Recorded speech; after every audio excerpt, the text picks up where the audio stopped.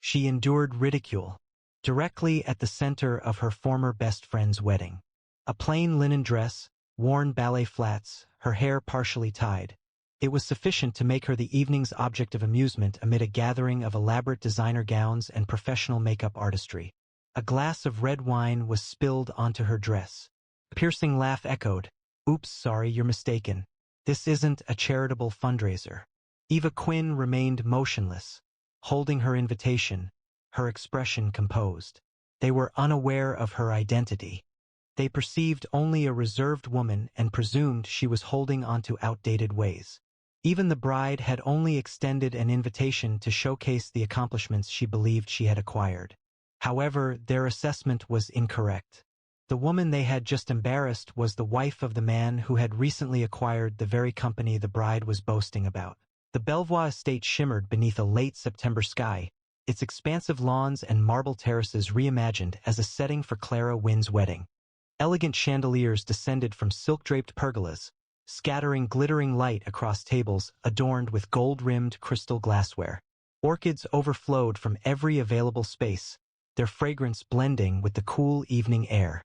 Attendees, global influencers, CEOs, and minor royalty, circulated like stars in designer gowns and custom-made tuxedos, their laughter echoing as a harmonious expression of affluence. The event was live-streamed to millions, presented as a celebration of empowered womanhood, with Clara, the self-proclaimed Queen of Ellis, as the focal point. Drones buzzed above, recording all perspectives for a global audience.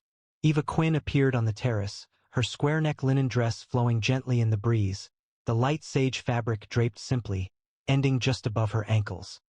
The sound of her worn ballet flats echoed softly on the stone, and her auburn hair was arranged in a casual knot, with several strands loose around her face.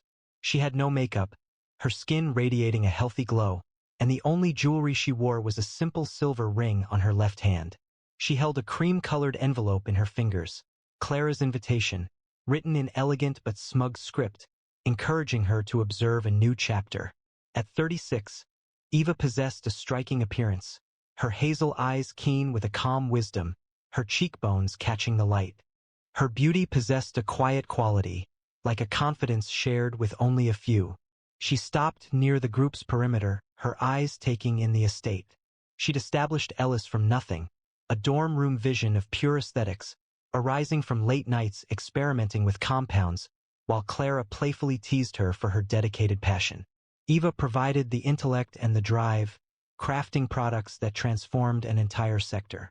However, following her daughter's birth, when postpartum issues confined her to bed, Clara and their close friends acted. Her name had been removed, her work appropriated, and she had been forced out through a boardroom coup, leaving her with only a broken heart and a newborn child. Eva had withdrawn, opting for a peaceful existence, while Clara advanced on the foundation of her stolen achievements. A server in a shimmering gown moved closer, her smile restrained as she assessed Eva's attire. Catering personnel should use the side entrance, she indicated, gesturing toward a gravel path bordered by service vans. Eva's lips lifted slightly, her voice gentle but distinct. "I am a guest, Eva Quinn." The invitation was presented, its wax seal intact. The hostess paused, examining it with a small gadget, then showed a look of concern. "This appears authentic, but," she began, "please wait here." She moved away, speaking quietly into her headset, leaving Eva to feel the attention of those around her. Other attendees began to observe her, their hushed tones disrupting the string quartet's music. A woman dressed in a sapphire gown, with emerald earrings, bent towards her escort. "Is that linen?" she inquired, her voice carrying across the room. Did she arrive from a craft fair? Her friend, Lila Hart, a tech heiress, laughed, her diamond bracelet flashing. It seemed likely she was here for the open bar. A man in a velvet tuxedo, his cufflinks glinting, joined in the laughter. No makeup, a rather daring choice for someone seeking financial gain. Their amusement spread, attracting more attention. Eva remained still, her hands clasped around the invitation, her expression calm. She sensed their stares, as pointed as needles, but they didn't affect her. She had overcome more challenging situations. The memory of hospital rooms, betrayal, and nights spent questioning her ability to rebuild felt distant, just background noise. She advanced towards the main pavilion when Clara Wynne materialized, radiant in a crystal-encrusted gown that glimmered like frost. Her blonde hair was styled in an updo, diamonds catching the light at her throat. She noticed Eva and paused, then offered a smile that didn't quite reach her eyes. "Eva?" Clara's voice was syrupy, audible to the nearby tables. "Oh, you came. Don't worry. You are still welcome to attend this wedding, even if you are no longer the founder of Alyssa." The words had a sharp impact, and the crowd responded with laughter, quickly raising their phones to record the moment. Clara inclined her head, her smile becoming more pronounced. "I mean, it has been years, hasn't it? You've moved on." She indicated toward Eva's dress, her tone laced with what seemed like pity. Eva's gaze met Clara's, remaining calm and resolute, but she did not speak. Eva's silence appeared to disconcert Clara, who laughed again, louder this time. "Please, let's all be considerate," she said, gesturing with her hand. "Eva is someone I've known for a long time. Let her appreciate the scenery." She moved away, her dress trailing on the floor as attendees murmured, their voices a quiet disapproval. An old acquaintance? Lila Hartskoft. More accurately, a relic of the past. The master of ceremonies, a polished man called Trevor Kane with a sharp smile, stepped onto the platform, his microphone shining. "Please take your seats," he announced, his gaze sweeping across the assembly. He noticed Eva and hesitated, his smile growing. He indicated a designated area for certain attendees, gesturing toward a table close to the catering staff, situated behind a service station filled with trays. "Right there, miss. That's ideal for you." Laughter rippled through the room, a harsh sound that bounced off the marble. A waiter, seemingly believing Eva was an employee, presented her with a tray of champagne flutes. "Hurry up. They're waiting," he said, then appeared confused when she politely refused, her voice steady. "I'm not serving tonight." Eva was seated at her corner table when a catering manager in a crisp suit approached, his face flushed with irritation. "You are in the incorrect location," he stated, his voice loud enough for nearby guests to turn. "Staff do not sit with guests. Please move." He grasped her arm, pulling her up as her chair scraped the marble, drawing stares. "Don't feign ignorance," he hissed, misinterpreting her silence as resistance. Guests applauded, one person shouting, "Send her to wash dishes." A woman tossed a napkin at her, laughing, "Start cleaning. Honey." A drone overhead focused on her misstep, sharing it with millions. Eva regained her balance, her invitation shifting a little, but her expression showed no fear, only a calm determination that contrasted with their excitement. Eva proceeded to the table, her movements deliberate, and took a seat, maintaining a straight posture, the invitation still in her grasp. The other attendees at the table, mostly secondary guests and a few hesitant relatives, didn't meet her eyes, their unease obvious. Close by, a cluster of influencers in bright dresses recorded themselves, their voices carrying. "She's giving thrift store vibes," one commented, focusing the camera on Eva's flats. "Does she realize this is being streamed to millions?" Another remarked, her lips gleaming. "Bet she's here to request a position with Clara." Their audience responded enthusiastically, with comments appearing rapidly. "Loser alert. Why is she even here?" As Eva stood close to the pavilion, a group of attendees approached, their eyes reflecting hostility. A woman in a pearl-encrusted gown, her lipstick sharp as her tongue, moved forward. "Why is she present here?" She expressed disdain, her voice audible to everyone. "Clara is too compassionate, allowing those in need to enter." Her escort, a man with a gold watch, threw a shrimp from his plate at Eva's feet, smiling. "Retrieve, dear." The assembly erupted, phones recording as others participated, scattering morsels, murmuring, "She is insignificant now." A young influencer declared, "Let's make her infamous for being pitiable," inciting further laughter. Eva's hands were steady as she held her invitation, her gaze fixed forward, yet the atmosphere grew heavy with their malice, a display fueled by her silence. Clara's inner circle, the women who'd assisted her in acquiring a license, gathered near the bridal platform, their laughter as cutting as shards of glass. Margot Rees, a former chemist who had taken Eva's formulas, inclined her head towards Sloane Carter, the marketing expert who had revised Eva's narrative. "Look at her," Margot said, her ruby necklace catching the light, seated with the staff, utterly pathetic. Sloane smiled, enjoying her martini. Clara's talent was intriguing her. It seemed to suggest she wouldn't disapprove. They touched glasses, their attention on Eva, who remained impassive, her eyes focused on the stage where Clara was about to speak. The audience's antagonism became more pronounced, encouraged by champagne and Clara's challenge. A gentleman in a bow tie, his face red, bent toward Eva's table, his voice unsteady. "Hey, servant, get me a drink," his companions shouted, one throwing an olive from his martini, observing it travel across her lap. A muffled exclamation drew laughter. A woman wearing a feathered headpiece dismissed Eva with a disdainful gesture, her voice laced with mockery. "You're disrupting the decor, dear. Perhaps you're better suited for the kitchen." Cameras quickly recorded the olive stain, the discarded napkin, and the mark on her dress resulting from the incident. Eva's grip tightened on her invitation, yet her expression remained calm, displaying a quiet resolve that made their comments appear frantic. Trevor Kane returned to the microphone, his smile now more pronounced. "Before our bride speaks, let's acknowledge our unexpected guests." He gestured toward Eva, the spotlight shifting to her table, momentarily obscuring her. "Who invited the vintage shop? Huh?" The crowd responded with enthusiastic applause.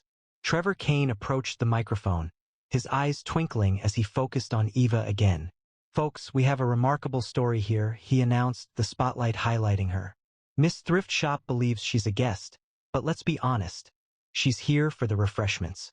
The audience roared, their phones raised, recording as he spoke on, suggesting, "She's probably prepared a sad tale. Let's hear it, Eva, and have a cry with us." A spectator tossed a bread roll, striking her shoulder, while another yelled, "Give her a gift bag and remove her." The live broadcast intensified, the comment section filled with harsh remarks. "Complete failure. Clara dominates." Eva wiped away the crumbs, her face calm, her quietness a barrier against their anger. A drone approached, its camera focused on her, displaying her soiled dress to the public. Online comments exploded, a wave of dismay. Calls for her removal echoed. Eva remained composed, the bright stage lights illuminating her face, but her gaze didn't falter, fixed on Clara, who smiled from the stage, clearly enjoying the attention. Clara approached the microphone, her voice rich and controlled. "Thank you all for celebrating with me," she began, her gown shimmering under the lights. "This wedding isn't just about love, it's about my journey. The list was my vision, my hard work, my victory. I created it from the ground up, and tonight, I am here as evidence that a woman can achieve everything she desires." The audience responded with enthusiastic applause, the sound reverberating as Clara's gaze briefly met Eva's, a spark of triumph visible in her eyes. "Some individuals begin with great momentum but eventually diminish," she continued, her words deliberately sharp. Clara interrupted her address, her eyes fixed on Eva with a triumphant expression. "Oh, let's remember where we came from," she said, her voice laced with insincere warmth. "Eva, you instructed me significantly about yielding." The crowd's applause was sharp and intense as Clara indicated Eva's table, the spotlight shifting to emphasize her stained dress. "Look at her, still so unassuming," Clara remarked, eliciting surprised reactions and laughter. A guest called out, "Back to the basement, Eva." As others recorded with their phones, Clara moved closer to the microphone and added, "Some people simply aren't suited for the spotlight." Eva remained composed, her hazel eyes unwavering, a quiet strength setting her apart from their animosity. She stated, "Others, like me, ascend and continue ascending." The applause grew, but Eva's gaze remained steady, her silence more impactful than Clara's words. Her voice continued, even as Clara spoke. A woman wearing a gold dress, her influencer status evident in her carefully posed posture, whispered to her companion, gesturing towards Eva. "She's probably homeless now," she murmured, nodding. Clara added that she had failed after losing Elise. Her companion, a hedge fund employee named Derek, laughed, the sound audible to Eva's table. Bet she's here to get a free meal, he said. He inadvertently nudged his fork in her direction, causing it to fall with a clatter at her feet. Pick it up, darling, he said, which elicited laughter. The drone recorded everything, and online platforms quickly amplified Eva's perceived embarrassment, with memes already circulating. Alyssa's forgotten founder. Eva dismissed the fork with her foot, her actions purposeful, her composure serving as a defense against the public's reaction. Following this, a deep vibration filled the air, resembling thunder across the estate. Attention shifted. Drinks halted in midair as a helicopter descended, its blades cutting through the evening light. It touched down on a lawn nearby, scattering petals and dust, its polished, black exterior a striking contrast to the wedding's soft colors. The assembled guests murmured, cameras adjusting to record it, live stream viewership surging to millions. A man emerged, his tuxedo immaculate, his demeanor commanding the attention of everyone present. Asher Dorian, the famously private billionaire and renowned master of global mergers, a name spoken with a mix of apprehension and admiration. His dark hair was swept back, his gray eyes scanning the crowd with a predator's focus. He moved past the guests without a word, their gasps trailing him like shadows. Asher's steps were deliberate, crossing the terrace in long strides, ignoring the bridal dais, Clara's speech, the entire spectacle. His eyes found Eva and the world seemed to pause. She stood, her stained dress catching the chandelier light, and she took his hand, her touch steady, familiar. A hush fell over the audience, their amusement abruptly silenced.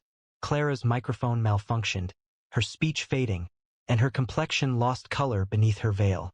Trevor Kane's smile disappeared, his hands awkwardly adjusting the microphone stand.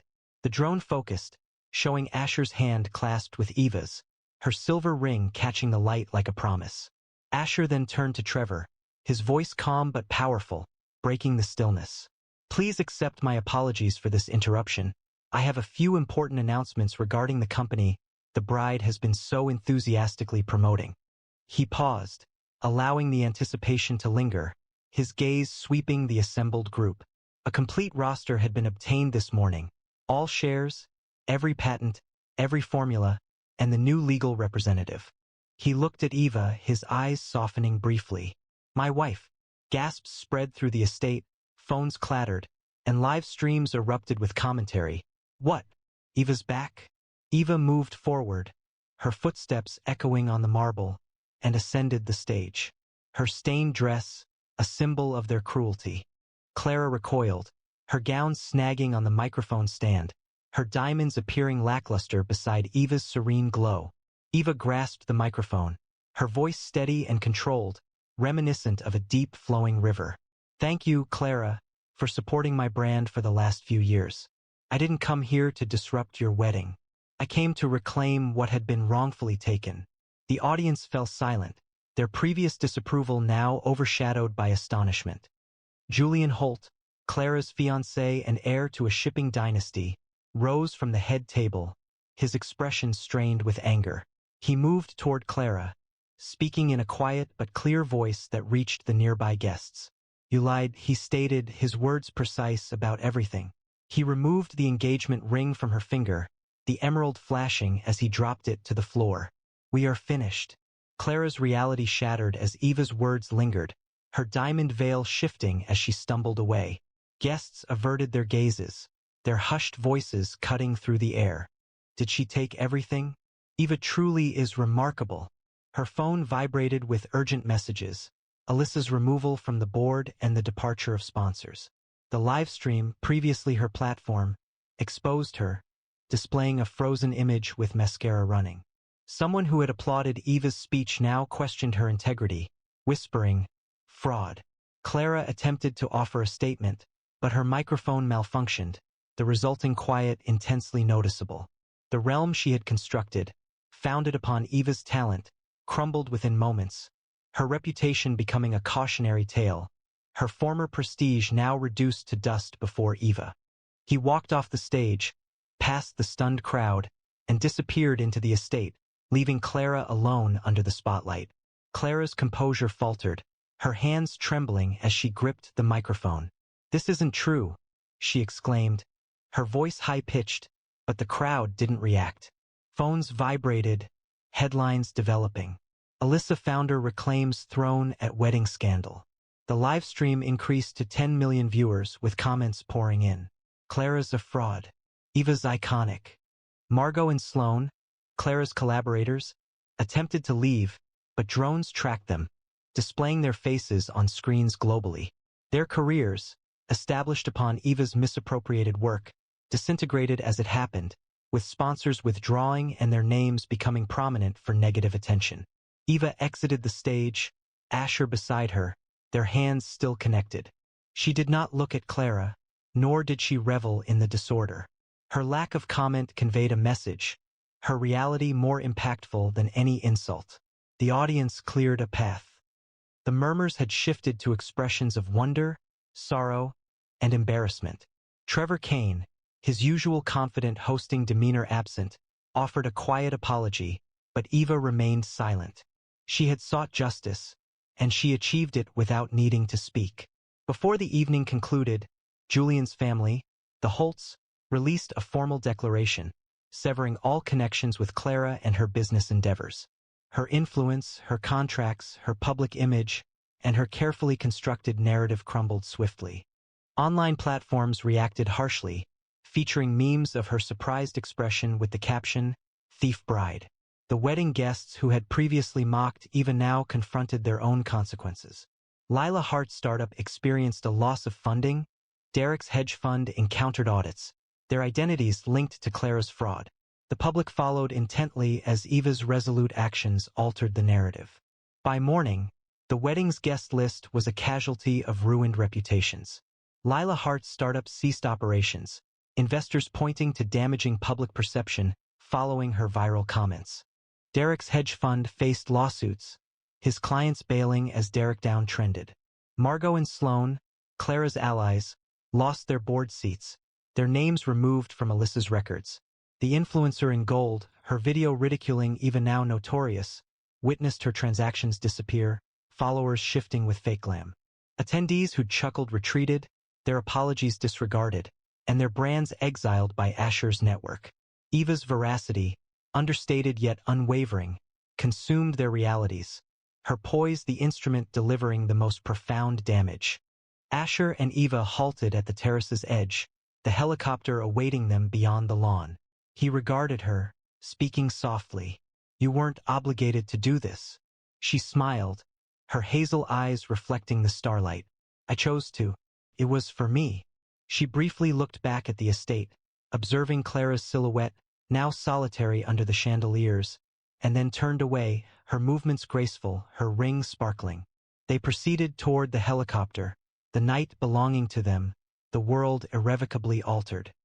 If this story resonated with you, please leave a comment, like the video, and subscribe for more impactful stories like this one. The incident left her feeling deeply embarrassed, occurring directly within the nation's premier military training area. Lacking any identifying marks, without a uniform, she appeared to be a cleaning lady who had mistakenly entered, someone remarked. Ava Collins, with her hair in a low ponytail, wearing canvas shoes and a wrinkled white shirt, stood alone, facing a barrage of mocking comments. 30 minutes elapsed before her husband's helicopter, belonging to the highest-ranking general in the military, landed. The strategic camp at St. Hawthorne's functioned as a fortress emphasizing discipline, with barbed wire fences enclosing a large area of muddy training grounds, advanced simulators, and barracks that were meticulously polished. This exclusive 4-week program, designed for the children of generals, senators, and chiefs of staff, served as an intensive training ground for battlefield survival, crisis management, and mental fortitude. Young military trainees, equipped with $2,000 tactical gear, practiced maneuvers while drones, transmitting live video, circled overhead, their personalized rifles displayed engraved family crests. The command center, a substantial structure of glass and concrete, overlooked the training area, displaying live tracking data on its numerous screens. Ava Collins arrived, her worn canvas sneakers sinking into the earth, her white button-up shirt showing slight wrinkles, her simple ponytail gently moving. At 28, having grown up in a tranquil Virginia town, she came with her boyfriend, a young strategic advisor, carrying a well-worn backpack containing a notebook and a water bottle. She displayed no badge, insignia, or indication of her past. The cadets' gazes scrutinized her, their whispers building like a storm. Ava's presence disrupted the camp's rigid hierarchy, and her backpack seemed disrespectful to the elite's carefully constructed environment. A cadet, Ethan Holt, rested against a Humvee, his $3,000 Oakley sunglasses reflecting the light. He muttered, loud enough to draw attention, "Look at that backpack, probably purchased during a post-COVID clearance sale." A senator's daughter, dressed in a $1,500 Under Armour kit, laughed, lightly bumping her friends.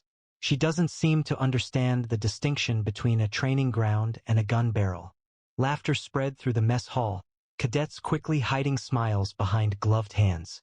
Ava remained motionless, her gray eyes unwavering, her backpack resting on her shoulder. She had come to observe, invited by her boyfriend, but the camp's rejection felt like a sharp rebuke to her reserved nature. The audience's frustration grew, their emotions tightening at the dismissive behavior of these officials, their contempt a blow against Ava's gentle demeanor. The taunts intensified, a spiteful performance led by the camp's influential members. Vanessa Pierce, the daughter of a chief of staff, stepped forward, her tactical vest spotless, her brunette braids as precise as her expression. At 24, having grown up in DC's power corridors, she had earned a reputation for defeating those unfamiliar with the environment. She looked at Ava's sneakers and expressed disdain. "She appears to be someone who has never demonstrated a competitive nature," she stated, her voice cutting. The cadets responded with laughter, the sound bouncing off the barracks. Vanessa swung her braid, the fragrance of her cedar-scented lotion filling the air, a scent Ava found overpowering. Ava's fingers tightened on her backpack, her face remaining calm, while the audience's anger escalated, their hearts pounding due to this personal attack, Vanessa's arrogance appearing as a spark in the cold atmosphere. The scorn intensified, becoming a deliberate and organized challenge to Ava's presence. A drill instructor, Margaret Klein, moved forward, her uniform sharply pressed, her face showing years of upholding regulations. At 48, raised in Texas, she took pride in preserving order. "Miss, this camp is restricted to authorized personnel only," she stated, gesturing towards the gate, her voice resolute but not unkind. The cadets responded with cheers, their tactical boots reflecting the light as they waved her away from the grounds. A general's son, dressed in a $2,000 Arc'teryx outfit, exclaimed, "She's likely someone's temporary girlfriend, just here for the food." Laughter erupted, cadets playfully bumping into each other. A squad leader whispered, "That shirt's a disgrace, and she has the nerve to stand here?" It was clear she didn't belong in a war zone. The criticisms felt like a guillotine, each phrase a blow against Ava's silence. The audience's anger intensified, their hearts aching for Ava, enraged by this group's continued harshness.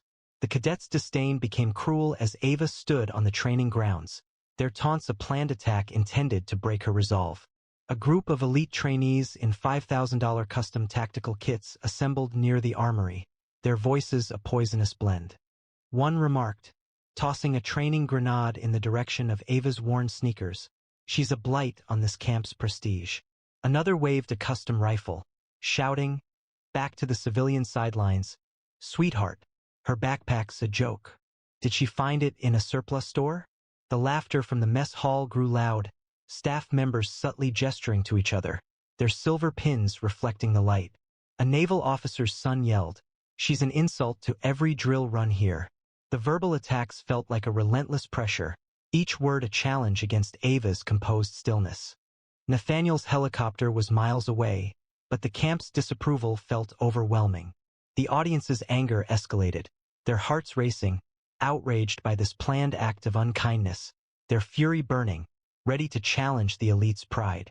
Vanessa Pierce acted again, her cruelty a deliberate action to hurt Ava in front of the elite. During a pause close to the mess hall, she took a water bottle, walked casually over, and poured it into Ava's sneakers, her smile malicious. Really? She sneered, and her group burst into laughter.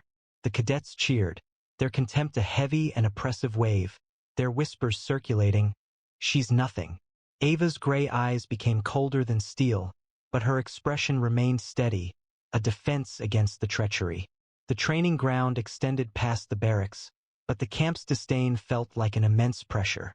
The audience's anger surged, their hearts aching for Ava, furious at this public humiliation exposed before the ranks. The cadets' disapproval escalated, their words sharp and cruel. A student from a wealthy family, dressed in a $4,000 Patagonia outfit, rested against a supply crate, speaking in a harsh tone. "She's insignificant, likely trying to charm her way to a medal," he remarked, indicating Ava's worn shirt. "Look at those sneakers. Did she find them at a second-hand store?" His group of friends chuckled, their personalized knives glinting. A colonel's daughter exclaimed, "She brings shame to those who recommended her." The laughter felt overwhelming, their arrogance felt like a public condemnation. Ava straightened her ponytail, her gray eyes steady, but the camp's ridicule felt like a heavy burden. The audience's resentment intensified, their hearts racing at this ongoing betrayal, their anger ablaze poised to destroy the camp's integrity. Vanessa Pierce's disapproval became more pronounced, her words a deliberate attempt to hurt Ava before the camp's leadership.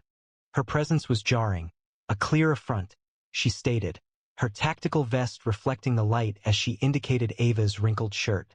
Nathaniel Cross would be disappointed to witness this, a civilian on his property. The squad responded with laughter, their custom knives making a metallic sound as they looked towards Ava's backpack.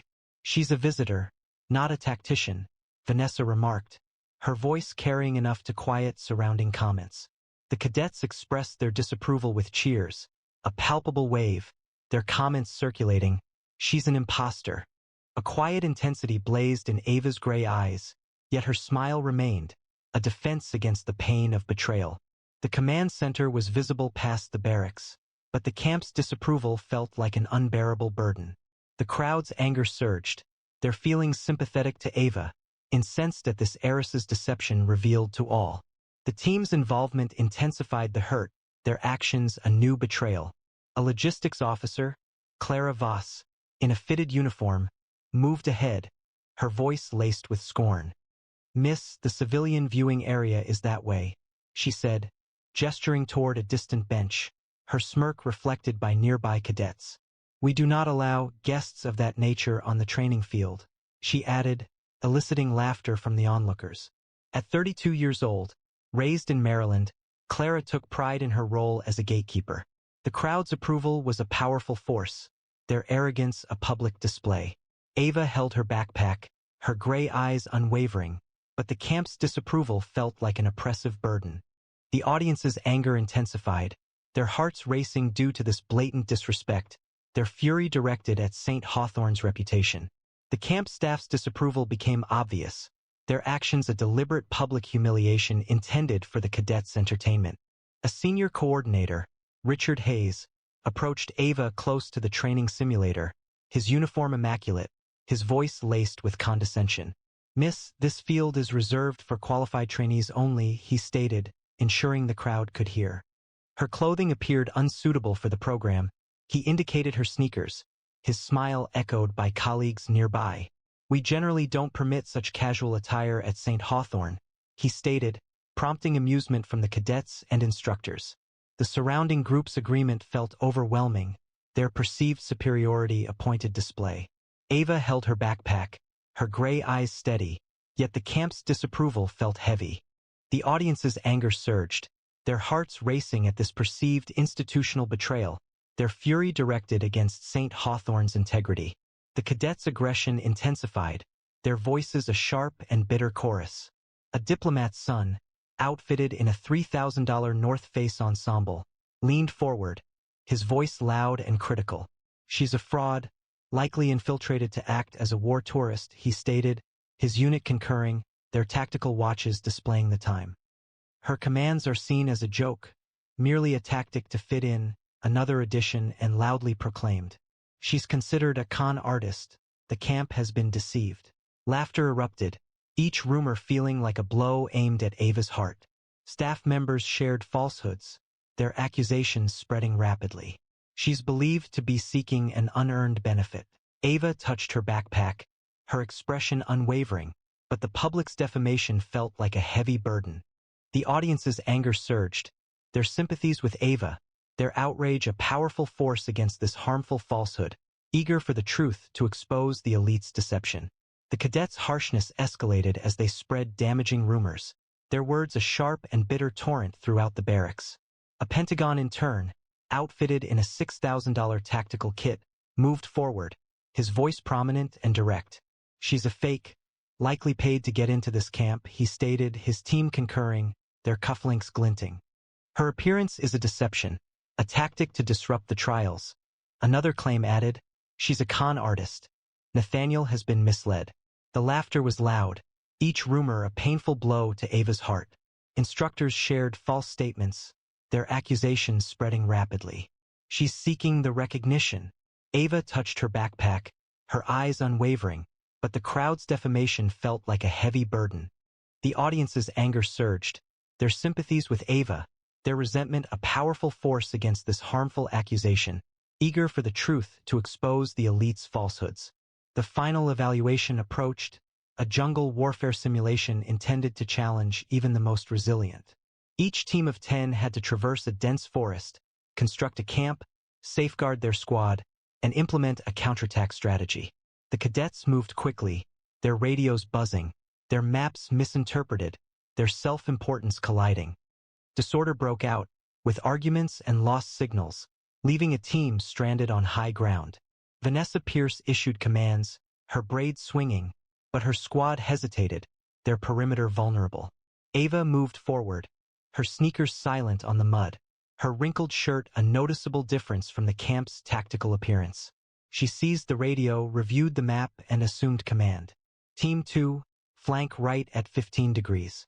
Establish a perimeter," she stated, her voice calm but resolute. "Team 4, withdraw from the elevated position, transition to a staggered retreat." She addressed Vanessa. "As acting leader, relinquish command. I will assume full responsibility for the mission." The cadets paused, then complied, their actions precise under her instructions. The simulation concluded exceptionally quickly, the fastest operation ever recorded at St. Hawthorne's. There were no simulated injuries, and every squad was recovered. The forest became still, the audience's emotions moved, their frustration changing to eagerness, Ava's restrained power a glimmer in the cold. The training field reflected a scene of shocked expressions. The cadets' tactical gear appeared muted compared to Ava's simple shirt. A lead instructor, Colonel Raymond Holt, advanced, his beret shadowing his face, his eyes displaying surprise. At 55, a veteran of 3 wars, he indicated the command center screens. "That was the most precise operation I've witnessed in decades," he remarked, his voice wavering. "Who is she?" The cadets gathered within the debriefing tent, their custom knives catching the light. Where did she acquire that command style? Why was she dressed that way? Vanessa's braid appeared to droop, her self-assurance a diminishing trace. The committee chair, General Laura Tate, moved closer. "Where did you acquire this expertise?" Ava hesitated, her gray eyes unwavering. "I served as a Special Forces major," she replied. "I left after a failed mission resulted in the loss of someone dear to me." A hush fell over the camp, murmurs about her identity circulating. Ava Collins, the youngest female officer to command a tactical battalion, disappeared from official documentation following a puzzling resignation. A wave of pride and anticipation filled the onlookers as Ava's revelations altered the camp's existing power structure. A noticeable change occurred, signaled by a deep hum as a black UH-60 Blackhawk descended to the landing zone. Unexpected and without prior announcement, the cadets' faces lost color. The door slid open, and General Nathaniel Cross emerged, his 4-star uniform gleaming, accompanied by 2 aides. At 42, raised in Colorado, he served as the Supreme Commander of Strategic Operations, a renowned figure in military circles. He proceeded directly to Ava, offering a precise salute. "Major Collins, you haven't lost your edge," he stated, his voice steady. He then took her hand, kissed her forehead, and turned to address the camp. "I am her husband," he stated, and he shared reports indicating she had been ridiculed, demeaned, and even subjected to physical mistreatment at what is presented as a prestigious training center. The barracks fell silent, camera drones suspended, instructors' expressions pale. The audience experienced a surge of emotion, their anger shifting to admiration as Nathaniel's words exposed the deception that had concealed Ava's experience. The camp remained motionless, Vanessa Pierce's tactical vest sliding from her shoulder, her braid offering no protection. Nathaniel confronted the camp director, his gray eyes unwavering. "I insist on an immediate investigation," he stated.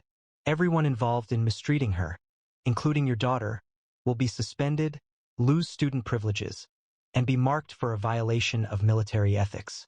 No one should advance by belittling others." The cadets' demeanor appeared to lessen, their faces drawn with surprise. Claravas remained still, her supervisory role an acknowledgement of failure. Nathaniel indicated Ava, his hand firm. "She directed battalions in conflict areas. Your camp disappointed her, not the reverse." The crowd erupted in applause, their anger shifting to admiration as Ava's honesty started to redefine St. Hawthorne's history. Colonel Holt acknowledged, his beret pulled down in deference, the area holding still anticipating her reply. Ava advanced, her creased shirt a subtle symbol of authority, and clasped Nathaniel's hand. "I did not arrive to guide," she stated, her voice gentle yet distinct. "I came to observe." She hesitated, her gray eyes examining the cadets. When guidance was required, it was provided. The camp exploded with sound, instructors rising to their feet, their applause a magnificent display of admiration. Vanessa Pierce lowered her head, her vest offering no protection, and quietly apologized to Major Collins. Officials from the Pentagon came forward, presenting offers of a return to duty with unsteady hands. Ava smiled, gently squeezed Nathaniel's hand, and stated, "I'm finished with conflicts. I simply came to observe the camp." The crowd erupted in cheers, their emotions heightened as her poise dismantled the established order's pride. The consequences were swift, a judgment conveyed without words. Vanessa Pierce faced an indefinite suspension, her father's position as chief of staff rendered powerless, and escorts escorted her toward the gate. Clara Voss was moved to desk duty, effectively ending her career as a gatekeeper. Ethan Holt, the cadet who had ridiculed Ava's backpack, was disqualified from final trials, extinguishing his ambitions. The Texion who had derided her sneakers was expelled, his family's connections proving ineffective. Those who had laughed faced disciplinary action, and their responsibilities lessened. The cadets who had circulated rumors concealed their timepieces, their power voided. Ava stood next to Nathaniel, her canvas sneakers planted firmly, her backpack a declaration of her honesty. The audience's hearts pounded, their outrage shifting to jubilation. Ava's when shining brightly and humbling the camp's prominent figures within St. Hawthorne's respected area. Nathaniel Cross held the training grounds with his authority, his voice cutting through the noise. "You questioned Ava Collins," he stated, his gray eyes conveying restrained anger, the essence of this camp's heritage. "Your equipment, your ranks are irrelevant against her reality." He displayed a tablet, showing a list of revoked permissions. Vanessa Pierce's training was suspended, Clara Voss lost event access, and the cadets were removed from trial eligibility, all decisions made by St. Hawthorne's board. "Your identities are removed from military records," he announced, his gaze fixed on Vanessa. "You have suffered more than just lost practice exercises. You have lost your integrity." The audience's intakes of breath were a chorus of surprise, their systems collapsing under his direction. Ava stood next to him, her creased shirt illuminated, her victory confirmed by Nathaniel's powerful outcry. The audience erupted, their spirits lifted as his worldwide punishment destroyed the privileged's presumption. The downfall of the elite was a spectacle, their arrogance shattered under Nathaniel's command. Vanessa Pierce stumbled off the training field, her tactical vest a mockery, her reputation a cautionary tale among the cadets. Clara Voss's gatekeeping empire plummeted, her scorn a public wound, her escorts pushing her toward the supply exit. Ethan Holt's aspirations collapsed, his mockery exposed as lies. The Pentagon intern who'd spread rumors hid his cufflinks, his eligibility void. Those who had shown scorn were let go, their careers concluded. The diplomat's son who had laughed was ostracized, his reputation diminished. Ava remained steadfast, her sneakers a subtle symbol of triumph, her gray eyes resolute. The camp's drones recorded the elite's downfall, their empires collapsing under Ava's direction. The audience's hearts pounded, their resentment shifting to admiration, Ava's success and Nathaniel's fury, consuming the military's wealthiest within St. Hawthorne's sacred grounds. Under Nathaniel's command, the camp's established order collapsed, revealing deep-seated flaws. He addressed the camp director, his words sharp and direct. "Your training protocols are a sham," he stated, his gray eyes unwavering. "Every rule that caused my wife distress is null and void, effective immediately." With a tap of his phone, a wave of notifications flooded the staff's devices. Contracts were terminated, access was denied, and entire squads were disqualified. Texan's connections were non-existent, his influence a memory of a bygone empire. The colonel's daughter's team was removed, her career halted. The instructor who had laughed was led away, her uniform somber. Ava stood next to Nathaniel, her backpack a silent declaration of her truth, her victory a shining light in the camp's fading glow. The audience's spirits rose, their anger changing into triumph. Nathaniel's fury a powerful surge that washed away St. Hawthorne's pride. The cadets' failings were confirmed as they confronted the drones, their confidence shattered by Nathaniel's orders. Sequentially, they approached the field's perimeter, their tactical gear lackluster, their voices unsteady. Ethan Holt turned towards the barracks, his Oakley sunglasses appearing insincere. "I was mistaken to ridicule Major Collins," he stated, his apology a public admission of error, his previous challenges rendered meaningless. The diplomat's offspring followed, his North Face gear worn, his reputation diminished.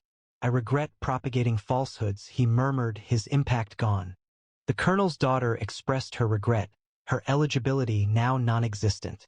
The staff who had previously mocked them stood in the rear, their uniforms removed, their careers concluded. Ava stood next to Nathaniel, her shirt a subtle declaration, her backpack representing her reality. The audience erupted, their spirits lifted as the apologies of the privileged resonated, their established structures collapsing under Ava's direction and Nathaniel's consistent strength. Ava's history remained unknown, not to the cadets, not to Vanessa, and not to the staff. At 20, she undertook training in muddy fields while studying tactics at night, her determination securing her a commission. By 24, she led a battalion in a classified operation, her bravery exceptional until a mission setback resulted in the loss of a friend's life, prompting her resignation. At 26, she encountered Nathaniel at a veterans event, her understated strength attracting him amidst a crowd of boastfulness. Their marriage, a private ceremony in a Virginia forest, was founded on love and shared experiences. Vanessa's lotion, the staff's uniforms, and the cadets' gear couldn't compare to the weight of the backpack Ava carried. Now she stood on the field, her ponytail a clear sign of her authenticity, her silence a powerful force that exposed their falsehoods. The camp fell still, but the cadets' eyes remained fixed on Ava. A junior instructor approached, his voice quiet with deference. "Major Collins, your orders," he said, his previous disdain now a mark of regret. The cadets withdrew, their impact diminished, their families working to repair relationships with St. Hawthorne. The Pentagon observed, their power wavering under Ava's dominance. She proceeded towards the command center, her gray eyes following Nathaniel's confident smile. The drones lessened their brightness, the spring light lessening, as a procession of the military's wealthiest sought her consideration, their gestures a quiet submission to the woman they had previously ridiculed. Ava chose not to resume her prior position, but agreed to serve as a guest instructor, delivering a single, exclusive class, achieving victory without fanfare. Her sneakers made a quiet sound on the lecture hall floor, and she carried a backpack over her shoulder, where she mentored a new generation to lead without ego. The camp implemented a new policy, requiring respect for all candidates, irrespective of their background. The field became quiet, the drones motionless, and the legacies of the elites settled like dust. Nathaniel moved closer to her, his gray eyes radiating warmth. Ready to return home? She nodded, her gray eyes following his smile. They walked away from the grounds as the spring light diminished, leaving St. Hawthorne irrevocably altered by a singular instruction. A uniform wasn't necessary for her to command attention. Someone who once led entire war zones rarely needs to raise their voice to inspire obedience. Like, share, and subscribe for more stories like this, and tell us in the comments, what would you do if you were Ava? She was removed from the graduation stage due to her attire, a simple white cotton dress, worn ballet flats, and a casually tied ponytail, an appearance that drew attention from those in attendance. "You are not on the speakers list. Please step down," stated the event organizer, the silence that followed as brittle as glass. No explanation was given. There was no public questioning of why Elise Carter, St. Morel's top student, was excluded from the final moment of recognition. Instead, quiet mockery rippled through the audience, unaware that daughters of janitors sometimes aspired to share a stage with those from established families. She descended, 1 foot at a time, moving past gazes filled with judgment. However, just then, the doors swung open, and her fiancé, heir to a billion-dollar empire, entered. Royal Lancaster Hall resembled a cathedral of privilege, its crystal chandeliers projecting prisms of light that shimmered across gilded walls and velvet-draped tables. The air was heavy with the fragrance of orchids and affluence, each guest a dazzling symbol of power. St. Morel Academy's graduation ceremony was far more than just an event. A coronation unfolded for the heirs of Forbes-listed dynasties. Diamond earrings shimmered on every ear, bespoke suits whispered with each movement, and the sound of champagne flutes resonated as a symbol of exclusivity. The students, adorned in silk-lined caps and gowns, were seated in rows of polished mahogany chairs, their futures seemingly predetermined and promising. A live-stream screen displayed the ceremony for those unable to purchase the $5,000 guest tickets, and among the viewers stood Maria Carter, Elise's mother, her hospital janitor scrubs concealed by a borrowed coat, her gaze fixed on her daughter's image. Elise entered, her white cotton dress a subtle rejection of the lavish surroundings. At 22, she was captivating, not with the refined appearance of her contemporaries, but with the natural beauty of someone who had rightfully earned her place. A low ponytail held back her dark hair, highlighting cheekbones and hazel eyes that conveyed warmth and determination. The gentle sound of her faded ballet flats accompanied her across the marble floor, her steps sure despite the challenge of 1,000 stairs. She was the scholarship student, raised by a single mother who cleaned hospital floors to ensure they could pay their rent. Exceptionally intelligent and persistent, she had earned a place among the best at St. Morel's, only to face criticism for the circumstance of her background. The lack of her mother in the hall felt like a hidden pain, as she was aware Maria observed from the chilly street beyond. When Elise settled into her place, the hall's prominent figures initiated a digital attack. Mobile phones illuminated, students rapidly typing, their social media updates a public shaming. Charity case crashes, one wrote, highlighting Elise's worn shoes. Mother posted, St. Morel's biggest mistake, allowing a cleaner's child to attend. The live stream discussion became filled with harsh comments. She's a fraud, and kick her out, peered frequently. Sophia Lyle, a girl in a sapphire gown, stood, her voice audible to Maria outside. Reports indicated her dress was trending as the worst fashion choice of the year. The hall erupted in laughter, a cruel sound, with phones raised as if to attack Elise. She remained still, her hazel eyes focused ahead, though her fingers lightly touched her plaque, revealing a slight tremor that contradicted her composure. Maria's expression on the live stream was one of suffering, each online post feeling like an insult to her honor. The audience's anger intensified, fueled by their outrage at the mob's actions, attention poised to explode.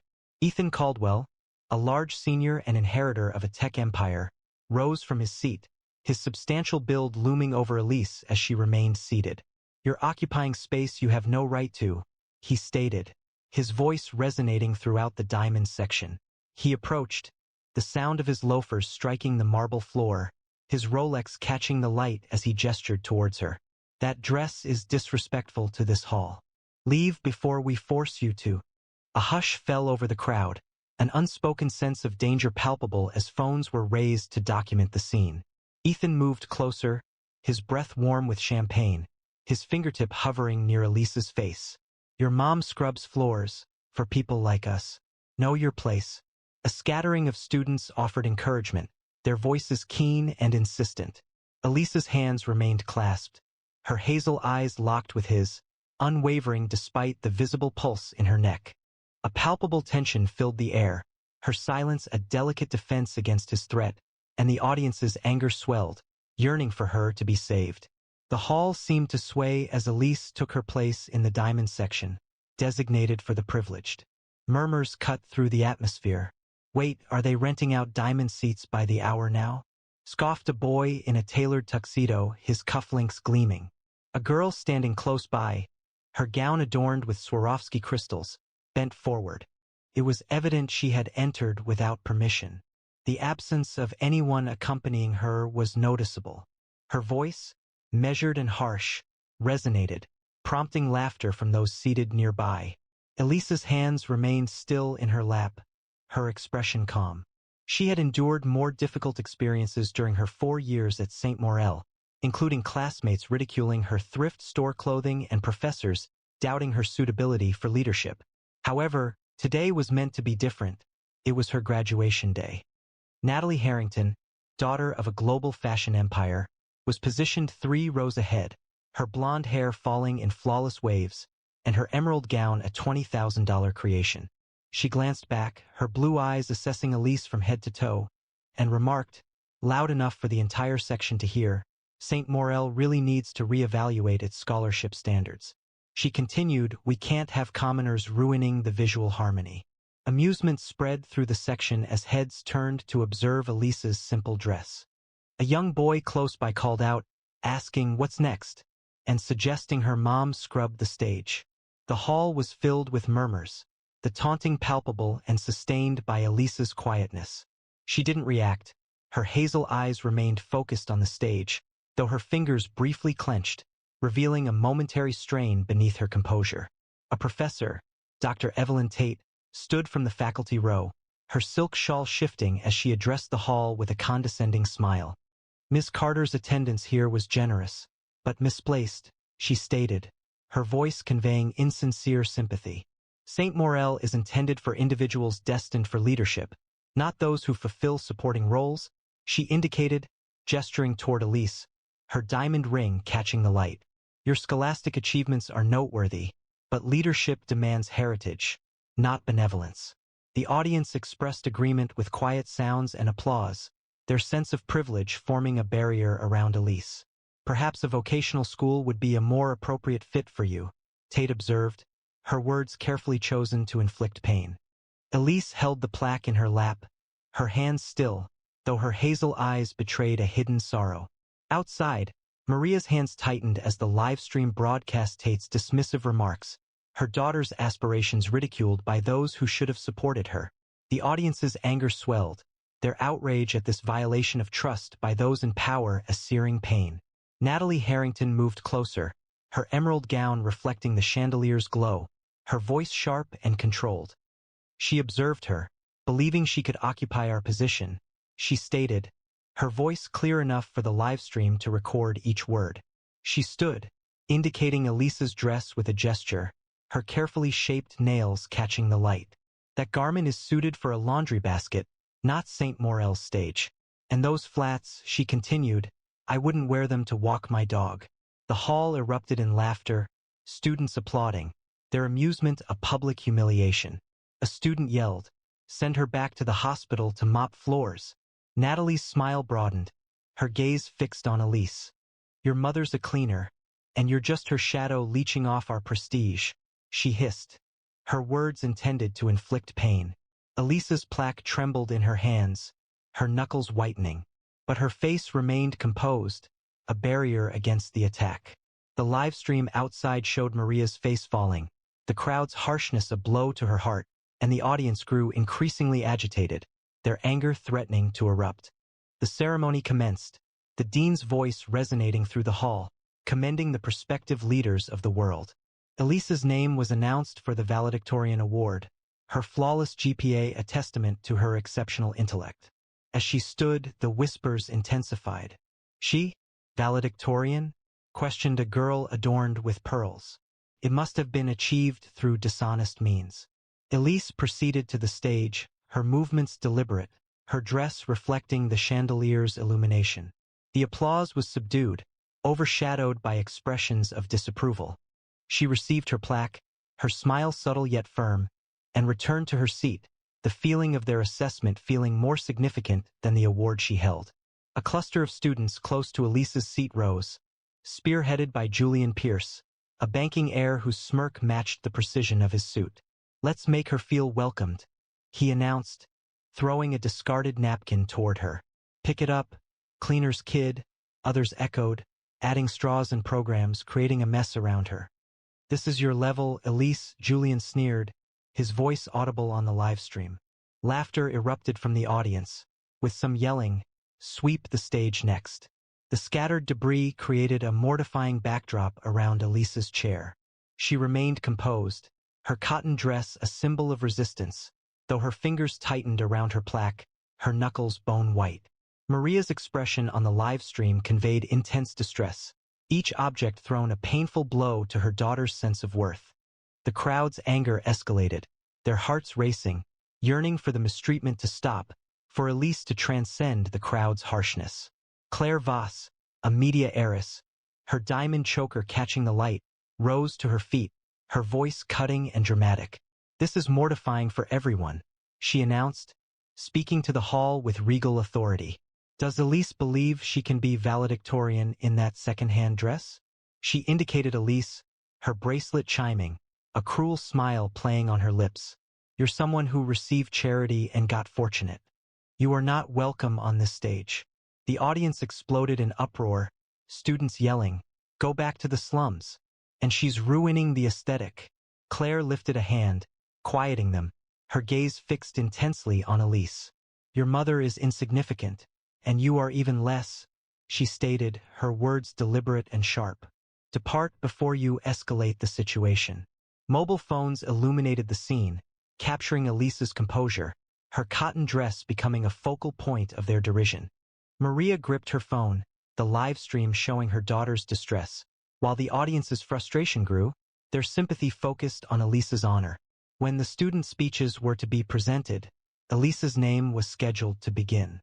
She had dedicated weeks to writing her speech, a recognition of strength, and a tribute to her mother's sacrifices. As she stood, her heart calm, she moved towards the stage, still holding the plaque. A coordinator, a wiry woman wearing a black blazer, blocked her way, holding a clipboard as if it were a shield. "I'm sorry, you're not on the official list of speakers. Please step down," she stated, her voice cold and amplified by the microphone attached to her lapel. The hall fell silent, all eyes fixed on Elise. The coordinator's lips moved slightly, seemingly pleased by the situation. Elise hesitated, her breath momentarily suspended, but her expression remained calm. Ms. Langley, the coordinator, approached Elise, who stood motionless on the stage, her clipboard held high. "Did you hear me, Miss Carter?" she inquired, her voice laced with disapproval and amplified through the microphone. "You will not be speaking today. You are not part of this group." She then faced the audience, offering a strained smile, seemingly seeking their agreement. "We uphold certain standards at St. Morel, and this," she indicated Elise's dress, "does not meet them." The hall erupted in laughter, a sound like a tidal wave, with students clapping as if at a show. "Perhaps you could assist your mother with the cleanup," Langley remarked, her words pointed. Elise's plaque vibrated in her hands, her hazel eyes flashing with pain, but she remained silent. The live stream displayed Maria's face, tears flowing, the crowd's harshness a public dismantling of her daughter's aspirations. The viewers' anger intensified, their hearts racing, hoping Elise would withstand this final setback. A murmur arose, spreading quickly. "She's poor," a boy in the front row whispered, his voice audible to those watching the live stream. "Sad, but appropriate," a girl added, her diamond bracelet flashing as she chuckled. Natalie shifted, her expression growing more knowing, her hand lightly touching her dress, as if disregarding the unfolding situation. She had planned this, dedicating hours to influencing the event committee, making sure Elisa's name was removed from the speakers. This was her last offering to the beneficiary who had the audacity to overshadow her. The hall's laughter amplified, a collective expression of derision, each syllable a missile aimed at Elisa's reputation. Outside, Maria held her phone, her complexion ashen, the live stream displaying her daughter's embarrassment for all to see. Elise remained motionless, her fingers subtly shaking around the plaque. The coordinator indicated the staircase, her urgency noticeable. "Please proceed, Ms. Carter," she stated, her voice clear enough for the rear sections to hear. The hall seemed to anticipate Elisa's faltering, her tears, her demonstration of inadequacy. However, Elise remained composed. She raised her head, her hazel eyes surveyed the room, and she spoke, her voice firm and unwavering, piercing the surrounding sounds like a sharp instrument. "Thank you for revealing who genuinely belongs in this place." The words were gentle, yet they held a significance that momentarily hushed the murmurs. She then turned, her footsteps silent on the marble, and started to walk away from the stage, her head held high, her dignity a protection against their harshness. As Elise began to leave the stage, Natalie stood up again, her emerald gown a beacon of spite. "This is why we don't associate with the staff," she announced, her voice sharp and clear through the hall. "Elise, you're a stain on St." The impact of Morel's legacy was palpable. A harsh judgment fell, "Your mother's a failure, and you're her echo," accompanied by a gesture towards the live stream screen, acknowledging Maria's viewership. "Go join her outside where you both belong." The audience responded with cheers, their applause seeming to mock Elisa's distress, as phones documented her every movement. "No one wants you here," Natalie added, her smile laced with malice. Elisa's flats made a soft sound on the marble floor, her plaque clutch held firmly, her hazel eyes reflecting a quiet determination. Maria's sobs resonated through the live stream, the crowd's harshness a public dismantling of her daughter's aspirations. The audience's anger boomed, their spirits saddened, hoping Elise would withstand this ultimate setback. The hall's derision intensified as she walked down the steps. "Back to the slums," cried a boy, his voice lost in the laughter. A girl threw a crumpled program at Elisa's feet, saying, "Pick it up, janitors, kid." The paper slid across the floor, brushing Elisa's flats, but she didn't stop. Her steps were even, her face serene, but the audience outside, Maria's audience, felt each insult as a physical blow. Maria's hands shook, tears streaked her face, but she didn't avert her gaze from the screen. Elise was her daughter, her pride, and they were dismantling her for entertainment. The hall's laughter was a storm, unrelenting, each remark a wound no one could see but everyone could feel. Natalie stood, her emerald gown shimmering, her voice ringing out. "Let's acknowledge her effort with applause," she stated, clapping deliberately and with a hint of sarcasm. The auditorium responded, the sound echoing emptily, a distorted imitation of reverence. "Perhaps she could present at the community college next," Natalie remarked, her smile sharp. The laughter intensified, phones lighting up as students documented Elisa's departure, their captions already being composed. "Scholarship girl falters." Elisa's form diminished against the stage's light, her cotton dress a striking difference from the radiant audience. She felt isolated and vulnerable, her opportunity taken by individuals unfamiliar with hardship. The audience's frustration was palpable, their emotions aligned with Elise, hoping she would retaliate. Suddenly, the doors opened and all movement ceased. Security cleared a path, their dark suits creating a sharp contrast to the hall's grandeur. Bright light flooded the space, highlighting a person in a gray suit and black tie. Noah Grayson, only successor to Grayson Industries, entered the room. At 24, he possessed a striking presence. Tall and lean, with dark hair swept back and eyes like carved steel, sharp enough to cut through lies. His presence was electric and commanding, the kind that silenced a room without a word. He had built Grayson Industries' renewable energy arm into a $50 billion empire, and his name was whispered in boardrooms from Tokyo to New York. But to Elise, he was simply Noah, the man who'd fallen for her mind, her heart, and her quiet strength. Noah approached Elise, his movements purposeful, his eyes fixed on her. The hall seemed to pause, the sound of laughter fading. He extended his hand, his touch gentle yet steady, halting her progress.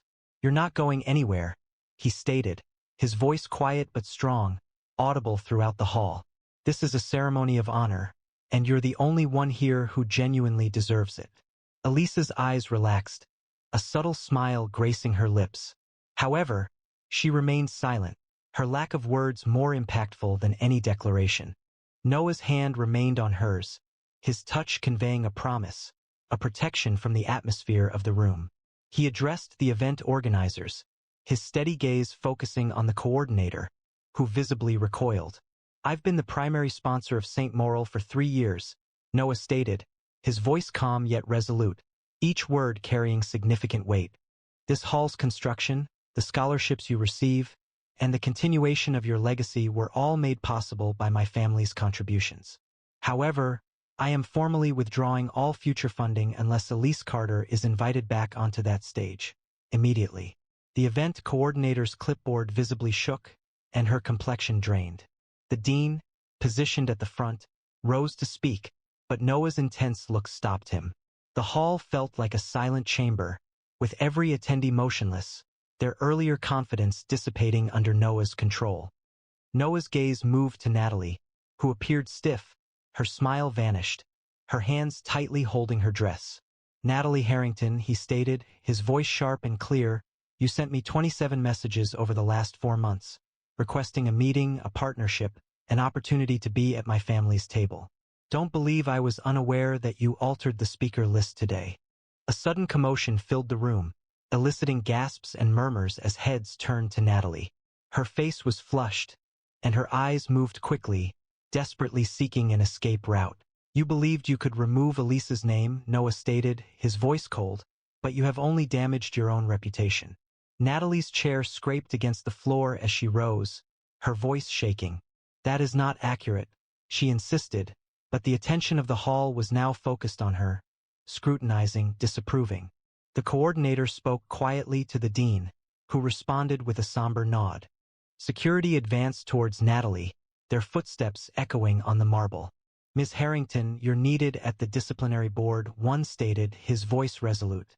Natalie's gown snagged on her chair as she lost her balance, her heels striking the floor in a defeated rhythm. The hall remained silent as she was led away, her sphere of power diminishing with each step. Noah's voice resonated, a commanding presence that quelled the hall's whispers. He stated that this wasn't solely Natalie's responsibility, his gaze sharp as he surveyed the audience, identifying those involved. "I possess evidence, emails, texts, and witness testimonies, demonstrating a planned effort to remove Elise from the speaker list." He retrieved a tablet from his suit, its screen illuminating with information. "Claire Voss, you provided a bribe of $50,000 to the event committee to modify the list. Ethan Caldwell, you disseminated rumors regarding Elisa's alleged academic dishonesty to damage her GPA reputation. Ms. Langley, it is known that you enforced the altered list for a promotion." A collective gasp rippled through the room, with heads turning towards the accused, their faces visibly paling. Grayson Industries is initiating an investigation, and individuals implicated will confront legal repercussions, Noah announced. Elisa's reputation is paramount. The hall's silence was palpable, those found wanting visibly retracting under his scrutiny, and the audience erupted in applause, their spirits lifting as justice prevailed. Dean Dr. Harold Vance approached the podium, his face pale, his voice wavering under Noah's intense look. "St. Morel has let down its most promising student," he announced, his words transmitted to the live stream. "Elise Carter's exclusion was a planned action, and we acknowledge complete responsibility." He addressed the faculty, specifically mentioning Dr. Tate. "Your comments were inappropriate, and you are suspended while a review takes place." He then spoke to the students, his voice resolute. "An investigation into harassment is underway concerning Julian Pierce and Sophia Lyle. Expulsion is a possible consequence. A collective gasp rippled through the room as the accused visibly recoiled, their confidence diminishing. Ms. Langley, your involvement in this sabotage concludes your time here, Vance announced. The silence in the hall felt like a judgment, while the live-stream audience expressed their approval as events transpired. Elise remained composed, her cotton dress appearing radiant, embodying a sense of grace. A wave of emotion swept through the audience, the hall's appearance a clear sign of her victory. An outside livestream showed her leaving, the audience applauding Elise's validation. Elise returned to the stage, her cotton dress shimmering beneath the chandeliers, still holding her plaque. The hall was quiet now, everyone's heads lowered, the previous ridicule now replaced with regret. She approached the podium, her hazel eyes scanning the room, her voice calm and resolute. This moment wasn't hers alone, she stated, her words gentle but impactful. It was for her mother, who had instructed her that diligence surpasses riches. It was for each student informed they don't belong. The applause commenced, initially subdued, then growing a wave of esteem. Elise didn't revel in it, she didn't require it. Her silence had conveyed volumes, her dignity had prevailed. Elise approached the podium, her presence a restrained power that transformed the hall. I stand here not for myself, but for every voice silenced by wealth, she stated, her voice clear, resonating with unwavering strength. My mother taught me that honor isn't bought, it's earned. This scholarship in my name will ensure no student is judged for their background. She raised her plaque, its gold a symbol of her triumph, and faced the audience. St. Morel will change or it will fall, I choose change. The applause erupted, students and guests standing, their earlier scorn replaced by reverence. Noah's eyes shone with pride, his hand brushing hers, a silent vow. On the live stream, Maria's face glowed, the crowd chanting, Elise, Elise. The chandeliers above seemed to blaze, reflecting a legacy forged in truth. The audience's hearts thundered, Elise's words a clarion call, her triumph a light that would burn forever. The ceremony continued, but the atmosphere had changed. Noah took a seat beside Elise, his hand brushing hers, a quiet promise of forever. The dean announced new honors. Maria Carter, Elise's mother, received the Inspiration of the Year award, her name appearing on the live stream screen. Maria's tears shifted to a smile as the crowd outside cheered with pride. Grayson Industries announced a $10 million scholarship in Elise's name for students demonstrating leadership potential from low-income families. The audience responded with applause, but Elise's gaze was fixed on Noah, her heart brimming, her triumph achieved. Standing at the podium, Elise experienced a profound silence that highlighted her victory. This moment isn't solely for my benefit, she stated, her voice firm, carrying a strength that impressed those present. It's for my mother, who worked nights to provide me with an opportunity. It's for every student who has been told their aspirations are too modest. She displayed her plaque, its gold gleaming in the light, and continued, Grayson Industries' leadership in my name will create openings for others similar to me, and I'll ensure St. Morel never forgets the meaning of honor. The applause resonated, students and guests rising, their previous disapproval now replaced by wonder. Noah stood beside her, his hand on hers, his pride a silent strength. Outside, Maria's face was illuminated on the live stream, the crowd chanting Elise's name. The hall's chandeliers appeared to shine more brilliantly, mirroring a fresh legacy, one founded on truth, not wealth. The audience's hearts expanded, Elise's victory a symbol of justice destined to resonate beyond these walls. Following the ceremony's conclusion, Noah and Elise emerged, the spring air cool against their skin. He held a small velvet box, a diamond ring glittering in the sunlight. Turning to Elise Carter, he spoke, his voice gentle, intended only for her. You're my home, my truth. Will you marry me? Her smile was radiant, her nod immediate. The crowd outside erupted, Maria rushing to embrace them, her scrubs a badge of honor. Elise and Noah stood together, their hands entwined, their future a beacon of hope. Natalie faced a brief disciplinary hearing, resulting in expulsion for altering the honors list. Her family's reputation suffered. The live stream gained global popularity, elevating Elise and dominating social media, her narrative embodying resilience. Saint Morel's reputation evolved, its influence expanding, its character transformed by a girl in a cotton dress. Elise needed no adornments. She represented hope. Like, share, and subscribe for more narratives such as this, and let us know in the comments, who would you have applauded?